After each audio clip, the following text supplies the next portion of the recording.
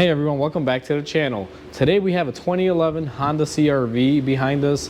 It has a 2.4 liter and it has around 110,000 miles. Today we're going to be doing a transmission service as a maintenance, which for these vehicles is basically a drain and fill. We're going to cover that today. Now before we go ahead and begin, if you haven't subscribed to the channel, hit the subscribe button down below. Definitely smash that like button because it helps the channel out. With that said, let's go ahead and get started on today's video. So before we go ahead and begin, a few things I want to address. First and foremost, this video is going to be a little bit different in the fact that I'm going to have the shop heater on, which I've never had a shop heater going on in the background when I'm filming. This video may be a little bit louder or you may hear more noise. The simple fact to explain that is, one, I want to see how video comes out with the shop heater going on in the background, because I usually turn it off when I'm filming because I know it makes noise and I think it ruins the video. But let's try it out. And the main reason why I'm trying it out today is that it is very cold out there and I need to have it on or I'm going to freeze. So that has nothing to do with the car. Just thought I'd mention that before you watch the video if you hear it in the background. Second thing is that you need specialty Honda fluid for this transmission. Do not use anything but the Honda fluids. Do not go to your local parts store and buy a multi-vehicle ATF. Trust me, Honda transmissions are special. If you don't give them what they really need, which is the Honda fluid, the DW1, they can potentially have issues. So do yourself a favor. This stuff does not cost that much more than what you would go into an auto parts store to buy random transmission oil off the shelf. So go to the Honda dealer, get the transmission fluid, and get the little washer for your drain plug while you're at it. That's the second thing for this video. And third thing is that if you guys are wondering what transmission this is the Bzha transmission. I believe this one is the all-wheel drive transmission that they use, because there is a Mzha, I believe, that I saw listed in this year for the two types of transmissions it can have. I believe the other one is a two-wheel drive one, and the one that we have is obviously all-wheel drive. It has a transfer case, and I believe that is the code for the all-wheel drive. So we're doing this service on a Bzha transmission code. It may be the same as the two-wheel drive for most of this process, but always refer to what transmission you have before you follow, the video. But we have an all-wheel drive car. That's what we're doing it on. The first step is the vehicle must be warm when you're doing this to get the best results. I'd recommend it being warm. Ours has been idling for a little bit in the shop, so it's pretty warmed up here. What we're gonna do is go ahead and pull our dipstick. Now our dipstick should be somewhere between the battery and the engine here. You can see the batteries right here, and there's our engine. You'll normally see it, it's marked with yellow. Hopefully yours still has this, but if you look right by the intake boot, you will see it. We're gonna go ahead and pull this bad boy out.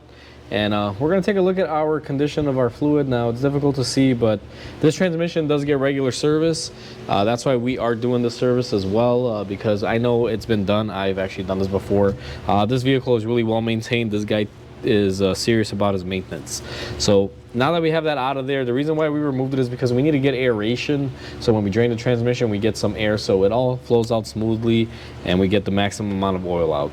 So with that said, let's go ahead and get our car up in the air. So we have our vehicle raised and we are looking at the driver's side up here, and this is going to be our drain for the transmission. The best way to kind of see it is engine oil pan on this side, right here at the tip. It's basically right across. It's a 3/8 drive that you're going to need to remove it. So basically any ratchet that's a 3/8 will fit in there. You don't really need a specialty tool. We have our 3/8 ratchet. We're gonna go ahead and put it in here. Now sometimes it can be difficult to get it to go in there. So what I like to do is tap it in. Make sure your ratchet is in there pretty firmly. It's not gonna go all the way in. You're gonna get like a quarter gap, but you wanna make sure that's fully in there, because if you only get half of it in there and you try to get it off, you could strip it and round it. So ours is fully engaged. Let's go ahead and break it loose. Once you break it loose, you can pretty much take out your 3/8 ratchet. Now I'm gonna need to go grab something here, if I can grab it really quickly. But this is my method of doing it, and you guys can do this at home if it makes it easier to fill it up. But if you have a pan or something like I do here that measures quarts, you should basically have this underneath the car at this point, because what I like to do, and I have to zoom everybody out here, hopefully we can kind of sort of see here if I pan everyone out. What we're gonna do is, as we are removing our drain plug here, we're gonna be holding our little catch pan. And the main reason why I like doing it this way is because I know exactly how much I'm taking out, so that way I can ensure that I'm not overfilling the transmission. Because what I find is that usually the manual, or things like Mitchell will say this vehicle takes about 2.5 quarts to 3 quarts when you do a drain and fill, and sometimes I find that that is not accurate. So right now I already have about 2 quarts. I'm gonna go ahead and empty out my oil, and this time around the oil is actually pretty dark on it. I believe the last time we did this was at 60,000 miles, and he did go a little bit over right now on the interval, but it's okay.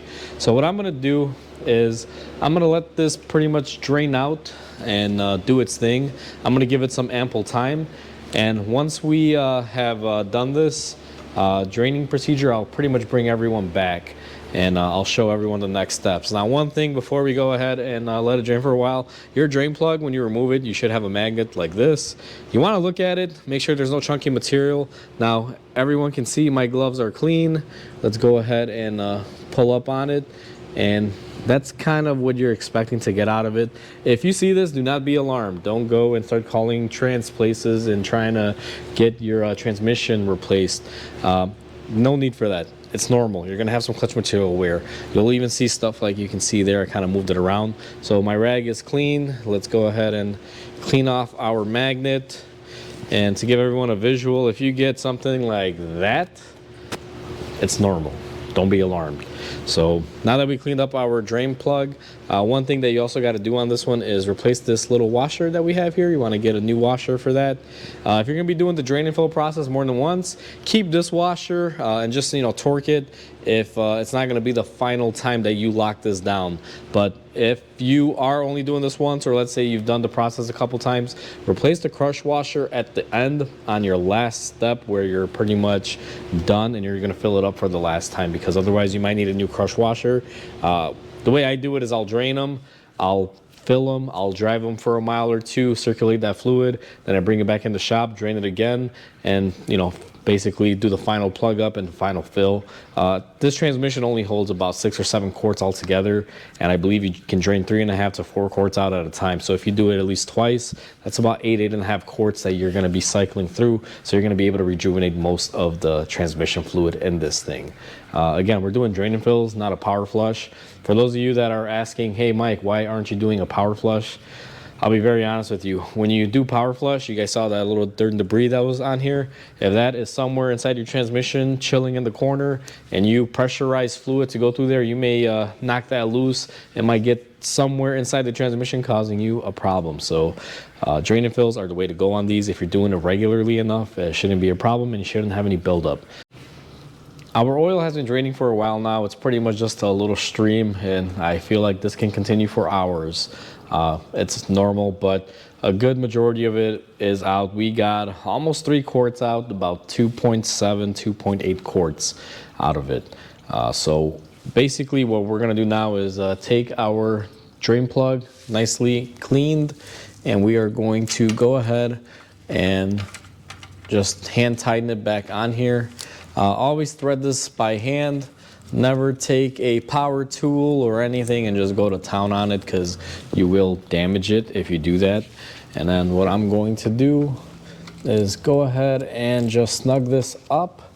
We will be putting a final torque on this. However, I got to look up that spec. So what I like to do is just give it a nice little snug with my 3/8 ratchet, and then always clean off your work area, especially if you're done and you're not going to be draining it anymore.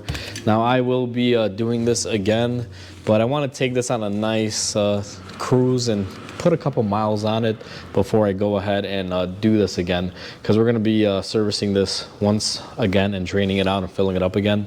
The main reason to get most of the oil out of there. Now a lot of you may be wondering, why do that? A drain and fill should be good enough, but the thing is, and I've seen this on a lot of these Hondas. Let me go ahead and kind of zoom everyone in here, and we'll do a little bit of show and tell, I guess. So This vehicle is a four-wheel drive. It basically runs front and rear, and we have our transfer case. The reason why I like doing the drain and fills more than once when you're servicing them, and you know, a lot of you may say it's a waste. Basically, your transfer case on these doesn't have any separate fluid. It's all ran on transmission fluid.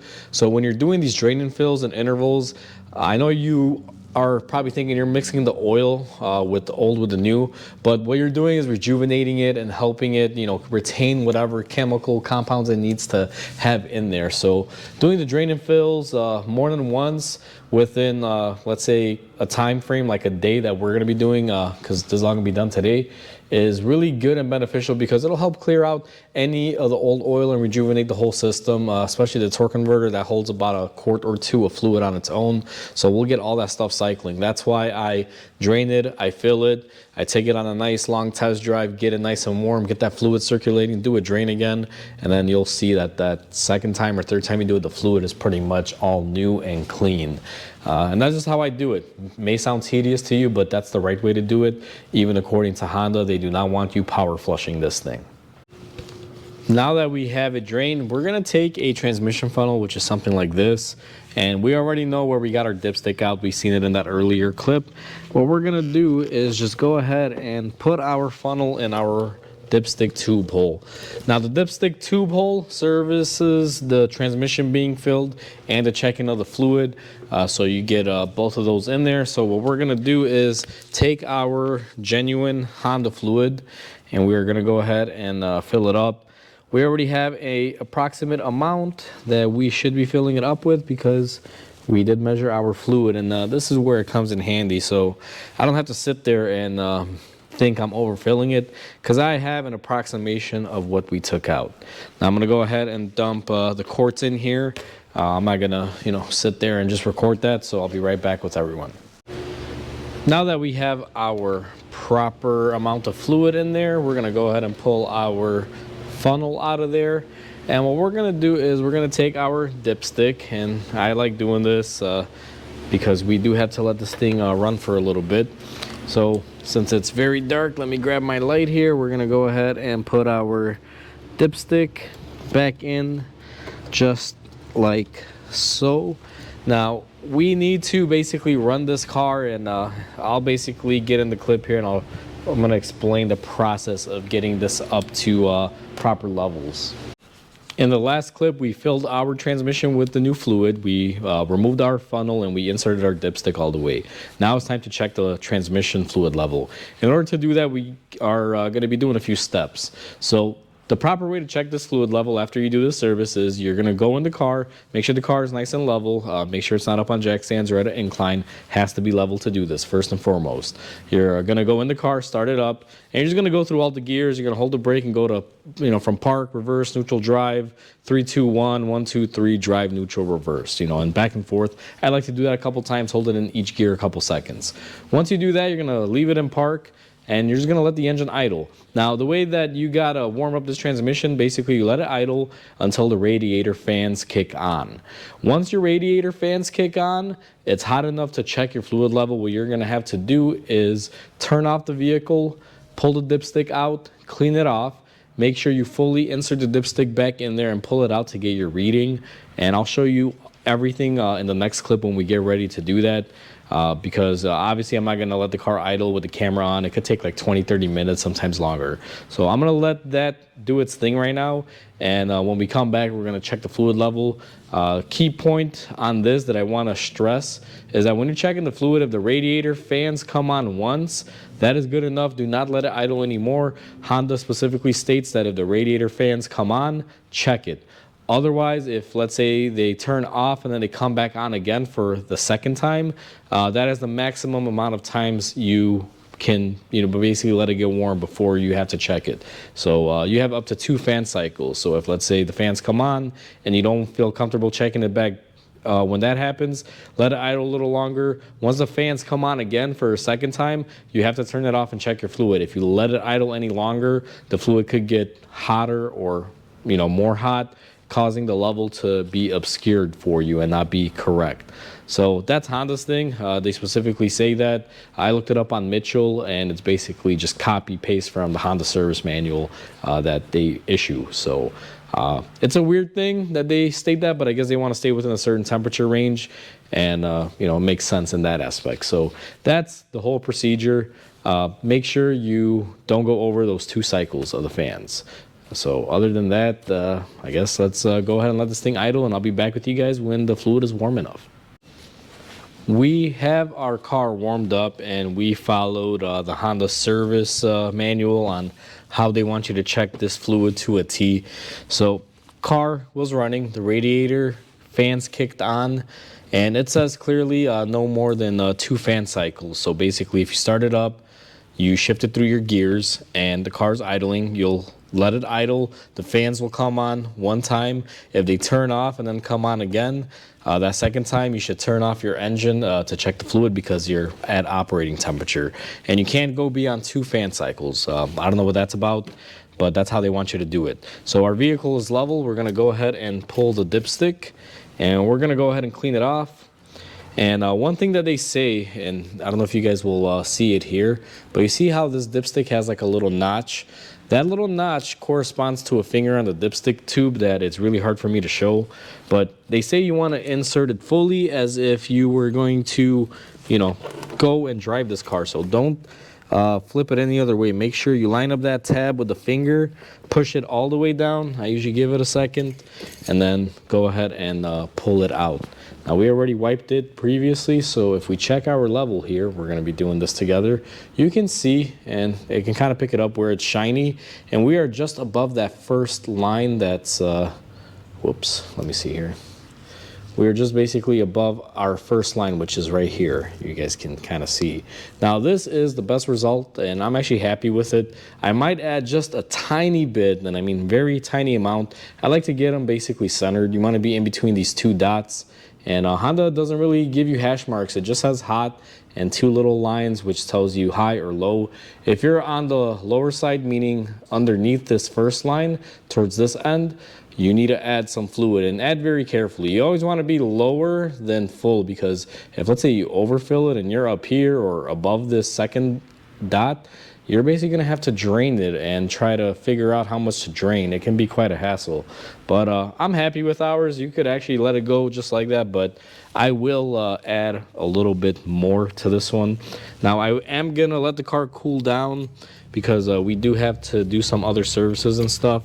I like doing the check process twice. I will drive it a mile or 2 and then let the car cool down, and then once it's cooled down, I'll kind of do it again. That's just how I do it. You don't have to. If you just follow the procedures correctly, one and done, as they call it. I just like to be extra cautious, and I have this car in the shop for a while. We're doing a bunch of maintenance work on it, so it's not going to hurt me. I'm going to have to keep it here overnight, because I'm waiting for a few other parts for a few other things that we're doing. And then I will be doing a coolant flush, which will require the fans to come on to be able to bleed out the coolant system. So it's actually going to be perfect. I will get to check it again, because coolant flushes, you wait for the fans to kick on, and then you're bled out if you're doing it that way. So we should be good. This is pretty much done. We are where we need to be, and that is how you replace your fluid on your Honda transmission. So we are all said and done. It's pretty simple and easy to do this trans service.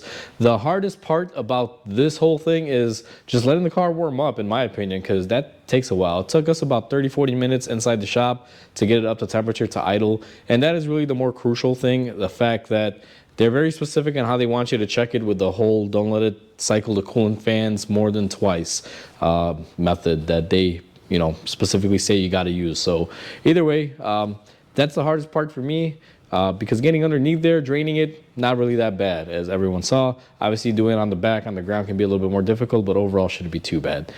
Make sure you get the Honda fluid, and make sure you get that crush washer for the drain plug. Other than that, it's pretty straightforward and pretty simple and easy. So, as always, comment, like, and subscribe, because it definitely helps the channel grow. I hope everyone has a wonderful day, and I'll catch you on the next video.